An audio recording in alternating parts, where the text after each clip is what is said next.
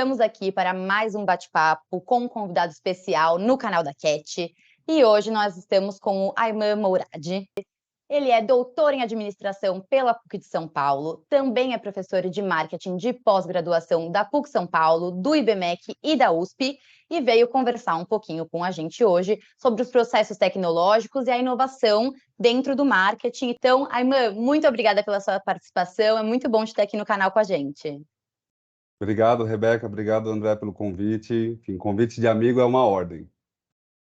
Estamos aqui com o sócio e cofundador da Cat também, que já é de lei no nosso canal, André Carvalho. Obrigado, olá, Rebeca, legal estar de novo com você, Ayman, é uma satisfação ter você aqui conosco. Para a gente iniciar a nossa conversa, então, eu queria começar perguntando, na ótica do consumidor, como você entende que os serviços e os produtos devem ser desenvolvidos pelos fornecedores? Então, quais são as inovações, quais são os processos que você acredita que são essenciais, que vão virar triviais, e como os fornecedores fazem isso e vão precisar modificar seus processos ao longo de toda essa jornada da evolução tecnológica? É muito importante a gente falar dessa ótica do consumidor, né? Porque quando a gente pensa em desenvolvimento de produto, desenvolvimento de processos ou até desenvolvimento de negócios, as empresas precisam olhar qual é a demanda que existe dentro do mercado de atuação dela. Então, não adianta eu investir em tecnologia, investir em desenvolvimento de produto no mercado se o mercado não vai absorver esse produto. Eu gosto de usar bastante em aula o exemplo, por exemplo, dos sistemas de pagamento do WhatsApp, que é uma função que está lá disponível para todo mundo, mas que pouquíssimas pessoas usam. É claro que quando a gente fala especificamente do WhatsApp, eu tenho que pensar no contexto. Então, a gente, há pouco tempo, né, teve o Pix, o lançamento do Pix, que facilitou essas transações financeiras que antes eram pagas para serem feitas. Hoje a gente faz isso de maneira gratuita e rápido. E aí, esse tipo de produto, esse serviço, esse benefício oferecido pelo WhatsApp, que não é o core da empresa, né, ela perde relevância. Então, ela perde a percepção de benefício. Os consumidores param de perceber benefício nesse tipo de serviço. E as empresas precisam tomar cuidado com isso, né? Então, é preciso investir em tecnologia. O mercado muda o tempo todo. O mercado de 5 anos atrás era um mercado, tinha uma demanda. Hoje esse mercado é totalmente diferente, só que os serviços vão perdendo valores também, né? Então a empresa precisa estar atenta ao que é benefício para o consumidor. É claro que às vezes essa necessidade do consumidor, que a gente chama de necessidade latente, e ao contrário do que muitas pessoas pensam, latente não é o que é explícito, é o que está implícito ali no consumidor. Então, às vezes, ele tem uma vontade que nem ele sabe colocar isso para fora, mas existe uma necessidade. Agora, o papel do marketing é desenvolver produtos, seja ele um serviço, um bem, que atenda à necessidade do consumidor, né? Se não tiver demanda, se não tiver necessidade para atender, não faz sentido desenvolver esse produto. Vou aproveitar essa parte sua, Ayman, que é muito importante que você falou. A Cat é uma startup, né? Você conhece, é uma Cat, startup brasileira. Ela é uma união, né, da academia com a indústria. Então, havia uma empresa, a SX, existe ainda, tá? E a minha pesquisa de mestrado, e depois a de doutorado. Houve a união entre o que eu pesquisei no mestrado e o que havia uma demanda no mercado. E aí nasceu a Cat. A Cat já tem um propósito de analisar comportamentos humanos ou de outros algoritmos através da linguagem oral ou escrita. Ou seja, tudo aquilo que você fala ou escreve pode ser um insumo interessante para analisar, por exemplo, a experiência que você está tendo com uma marca. Sim. Meu ponto, minha pergunta é, veja que interessante você falou, né? É importante você ter a perspectiva do cliente, né? Senão você fica idealizando uma solução maravilhosa. E será que o cliente realmente está interessado naquilo? Será que você atende os anseios do cliente? Será que você vai tocar o cliente? E a Cat, ela pode ajudar, porque ela faz exatamente essa análise e entende. Eu não pergunto ao Ayman o que é a opinião dele sobre um assunto. Eu vou escutar, eu vou ler o que o Ayman fala e escreve sobre esse assunto, e aí eu vou ter uma resposta muito mais interessante. Aqui é a minha pergunta para você. E essa tecnologia, essa inovação tecnológica no marketing? No passado não tinha tanta matemática, tanto dado, né? Hoje tem muito dado, muita tecnologia envolvida. Como é que você está vendo isso? Como é que você vê essa inovação impactando o marketing no dia de hoje? André, eu acho que a ideia de juntar academia e mercado, né, que é talvez o grande desafio da nossa área de administração, de ciências sociais aplicadas, é primordial, né? Infelizmente, aqui no Brasil, a gente ainda não tem esse hábito, como acontece nos Estados Unidos ou na Europa, das empresas financiarem as universidades para desenvolver pesquisas. É útil para os alunos que aprendem, para o professor que usa aquilo como material, como um caso de ensino, e é útil para a empresa que está resolvendo um problema dela. Eu tento fazer isso de vez em quando. Então, eu ligo às vezes para os meus amigos e falo, me dá um problema de marketing que você tem aí na sua empresa, que eu vou levar para a sala de aula e desenvolver com os meus alunos. Então, o que a gente estuda na academia não é um outro mundo, né? A gente estuda os problemas reais das empresas e você está fazendo essa junção que é fantástica e tão necessária dentro do contexto brasileiro. Quando a gente fala de inovação dentro do contexto de marketing, enfim, inovação a gente consegue trazer inovação em várias maneiras, né? Inovação em processo, inovação em produto, inovação em marketing, estratégia de marketing e inovação em organizações. É, a inovação não necessariamente ela vai ter um impacto da tecnologia. Então, por exemplo, capinha de celular é uma inovação, é um produto que não envolve alta tecnologia, é um produto que há 10, 15 anos atrás não existia uma demanda, porque poucas pessoas tinham celular, o celular não tinha, né, essa ideia da capinha ser um selfie né, estendido do consumidor, então a capinha representa a personalidade do consumidor. E não tem tanta tecnologia envolvida. Eu tenho inovação onde existe muita tecnologia envolvida e muda totalmente o mercado. Por exemplo, Uber. Uber entra no mercado de transporte e aí ele quase quebra os taxistas por falha no serviço dos táxis, né? Foi por isso que o Uber cresce e com um preço muito baixo. Ou num processo, o iFood cresce pelo que a gente chama de last mile, que ele faz a última parte da entrega, né? Então, ele coloca o consumidor em contato com os restaurantes e ele só cuida da entrega. E eu tenho visto, inclusive, no próprio iFood, que às vezes agora a entrega nem é do iFood, é do restaurante. Então ele vira quase que um marketplace de restaurantes. Então, quando a gente fala de inovação, a gente está falando dessas mudanças do mercado que sempre ocorreram, mas que é claro que no contexto de hoje ela acontece de uma maneira muito mais rápida. O mercado de 5 anos atrás era um, hoje é outro, e daqui 3 anos a gente não sabe para onde vai, mas com certeza vai ser um mercado diferente. A gente só vai conseguir saber o futuro através de pesquisa. A tecnologia ela muda totalmente o padrão de consumo, né? Ela obriga as empresas a terem uma estratégia omnichannel, que é quando a gente fala que a empresa precisa ter uma estratégia com todos os canais, com todos os pontos de contato que ela tem com o consumidor. Mídias sociais cresce como uma grande ferramenta de comunicação e de distribuição, porque eu faço venda pela mídia social hoje, Instagram, Facebook. Ela muda a maneira como eu consumo roupa, muda totalmente a lógica, ela dá poder para o consumidor também, né? Então eu estou numa loja, eu estou pesquisando quanto que o concorrente cobra dentro da própria loja. Se for mais barato, eu compro do concorrente e não compro da loja onde eu estou, por exemplo. Isso é legal o que você falou agora, Eman. Existem duas visões de omnichannel, né? Existe a visão, vamos dizer assim, mais idealista, né? E a visão real que está acontecendo, tá? A visão idealista é da experiência, né? Que é um cliente falando com uma empresa e, por algum motivo, ele teria que sair do escritório e queria continuar aquela conversa por mensagem. E ele literalmente troca o canal. Ele troca o canal de voz para o canal de mensagem. E continua o relacionamento sem interrupção. Isso não existe hoje. Eu não vi isso acontecer até hoje. E não é no Brasil, é no mundo. Eu estou conversando com você no canal e transfiro essa conversa para um outro canal. Agora, existe um omnichannel, sim. A CAT é omnichannel, né? Nós realizamos análise através de linguagem oral e escrita, porque um canal é um canal de vídeo ou de voz, call center ainda é muito forte, ou de texto, WhatsApp, chat, e-mail, mídias sociais, e nós realizamos todos esses canais, todas essas interações. Como é que você vê esse ambiente omnichannel para o marketing como estratégia? Tá? Como é que você vê isso sendo utilizado pelas empresas? André, eu concordo que a gente ainda está discutindo o Omnichannel num contexto quase que utópico, principalmente no contexto brasileiro.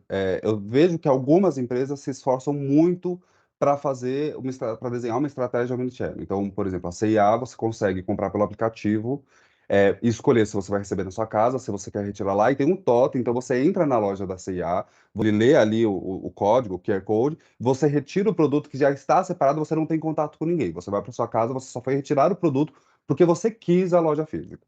Agora, não é a realidade da maioria das pessoas. Eu passei por esse problema, inclusive a semana passada. Comprei um produto na loja física, liguei, que veio com problema, liguei no saque. Aí a pessoa do saque falou: Mas você comprou pelo aplicativo? Eu falei: Não. Ela falou: Então você tem que ir na loja. Eu falei: Eu, como consumidor, não me interessa a questão de o centro de custo é diferente. A gente sabe disso, né? O centro de custo é diferente, a gestão é diferente. Não me interessa. Eu comprei na loja X e eu preciso resolver o meu problema. Então, a gente ainda está realmente muito distante. Agora, o consumidor força isso. O consumidor força, por exemplo, um preço igual no ambiente online e físico. E tem muito consumidor, esse que vos fala, inclusive, que vai na loja, pesquisa o preço do e-commerce da loja e, se for mais barato, eu faço o gerente cobrir. Porque eu, como consumidor, não quero saber a questão de centro de custo, gasta-se mais para manter uma loja física. Isso não interessa como consumidor.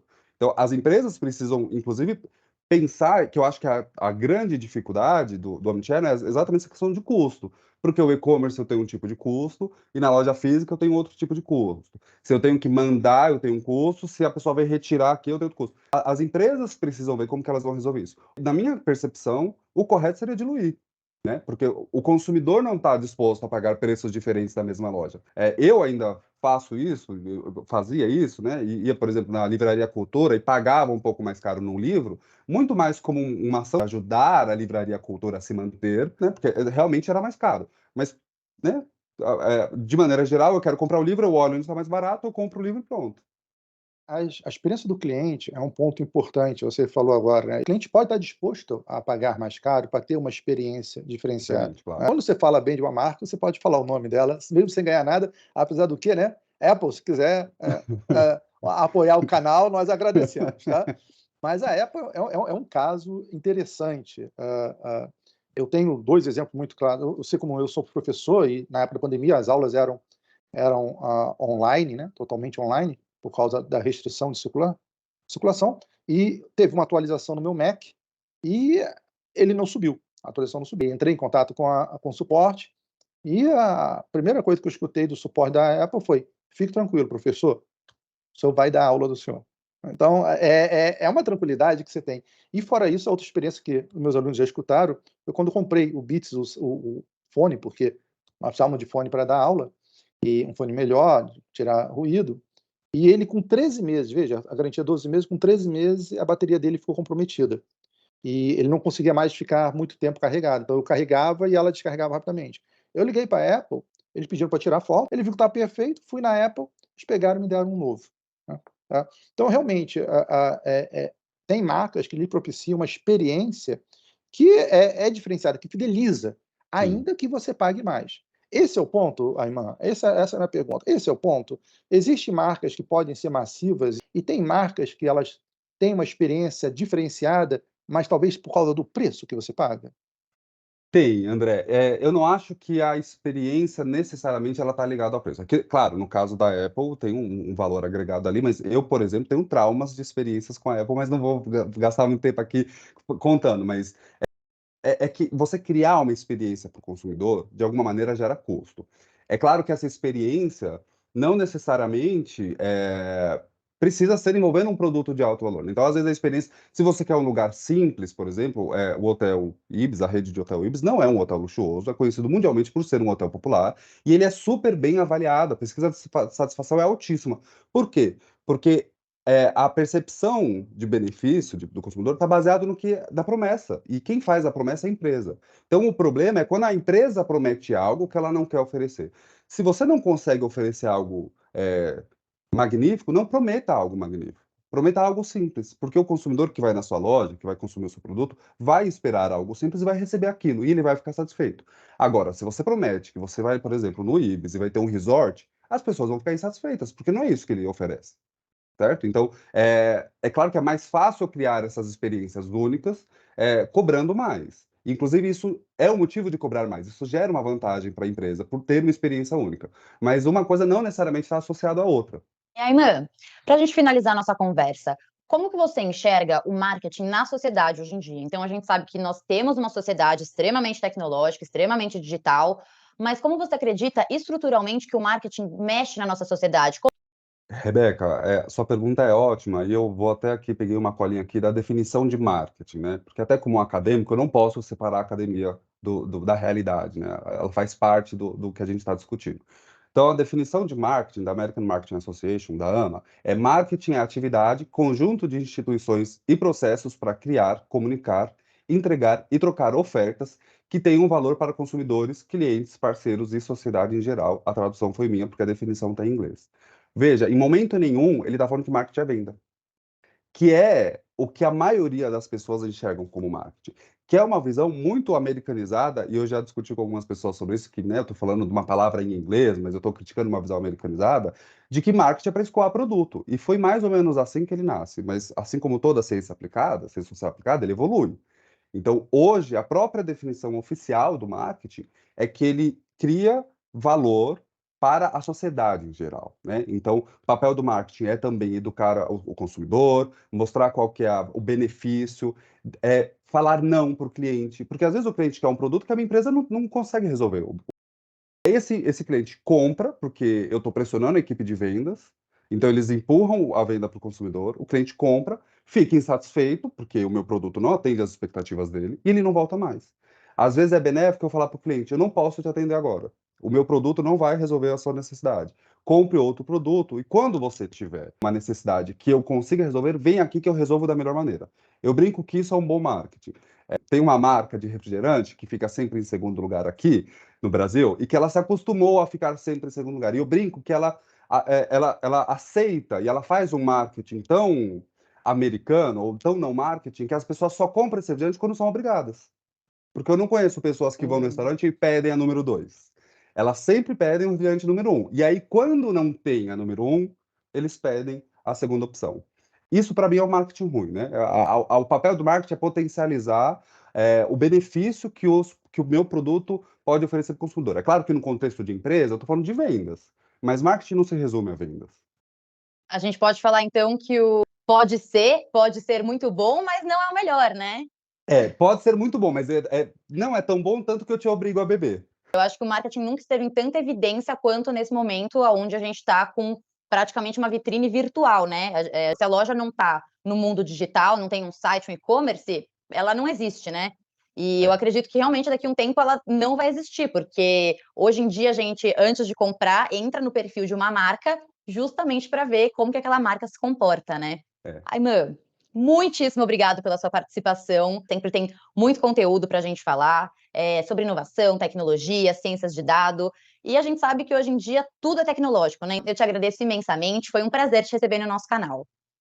Obrigado, Rebeca. O prazer foi todo meu. Me chame quantas vezes quiser. Dá para perceber que eu me empolgo falando, inclusive seguro. Mas, enfim, quando a gente fala do que a gente gosta é mais fácil, né? Obrigado pelo convite novamente. É bom ter uma conversa com alguém que tem profundidade, né?